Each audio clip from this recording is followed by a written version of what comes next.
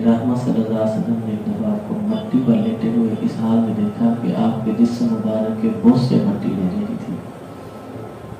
سادگی دیکھیں حضرت علی کرم کریم کی، گھر سے نکلے حضور کا تشریف لایا، کہا کہ علی کا یا رسول اللہ تو مسجد میں چلے، مسجد میں مٹی پہ سو رہے لے کے۔ یہ سادگی ہے جنہیں دونوں جہان سلام کرتے ہیں، دونوں جہان میں کا مرتبہ ہے، مقام ہے، ان کی یہ سادگی کا عالم ہے۔ آج ہم نے سمجھا کہ بہت اچھا سوٹ پہننے سے عزت مقام ملتا ہے، اچھی پگڑی باندھنے سے ملتا ہے، بڑے اعلیٰ علی شان مکانات سے مقام ملتے ہیں، شہرت سے، پیسے سے ملتے ہیں۔ نہیں، یہ راز کچھ اور ہے، یہ کچھ اور ہے۔ عزتیں کہیں اور سے تقسیم ہوتی ہیں۔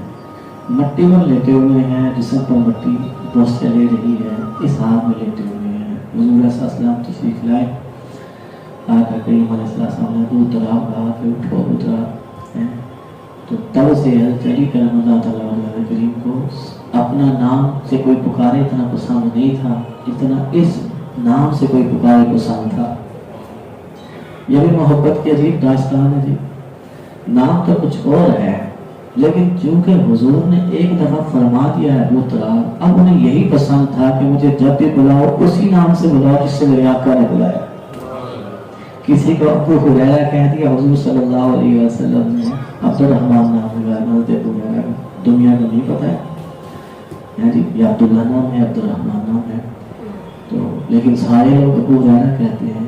یہ ہے حضور صلی اللہ علیہ وسلم کی مبارک زبان کی حکومت، جو کہہ دیتے ہیں وہ ہو جاتا ہے۔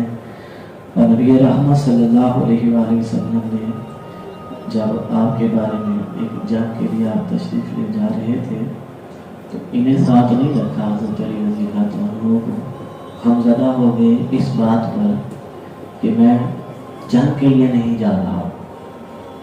ہم تو دین کے معاملے میں ایسے کرتے ہیں نا، اگر نہ کرنا پڑے پیچھے ہو جائیں تو خوش ہوتے ہیں، پیچھے رہیں گے تو غم زدہ ہوئے۔ یا رسول اللہ میں یہاں رہوں جہاں جو ہے ضعیف، معذور یا عورتیں پیچھے رہتی ہیں، میں کیسے رہ سکتا ہوں، میں تو اللہ کی راہ میں جہاد کرنے والا ہوں۔ آپ نے ارشاد فرمایا کیا تم اس بات پہ خوش نہیں ہو کہ جس طرح موسیٰ علیہ السلام جاتے ہوئے حضرت ہارون اپنی قوم کے پاس چھوڑ گئے تھے، میں آپ کو چھوڑ کر جا رہا ہوں، تم میرے لیے ایسے ہی ہو جیسے موسیٰ کے لیے ہارون ان کے بھائی تھے، لیکن میرے بعد نبوت کا دروازہ بند ہو گیا ہے۔ وہ نبی بھی تھے، تم نبی نہیں ہو، لیکن مرتبہ مقام تمہارا ایسا ہے جیسے موسیٰ علیہ السلام کی بارگاہ میں سیدنا ہارون علیہ السلام کا مرتبہ اور مقام تھا۔ اور آپ ہی کے متعلق جو ہے پیارے آقا کریم علیہ السلام نے ارشاد فرمایا کہ اے علی تم جو ہے شہر علم کے دروازے ہو۔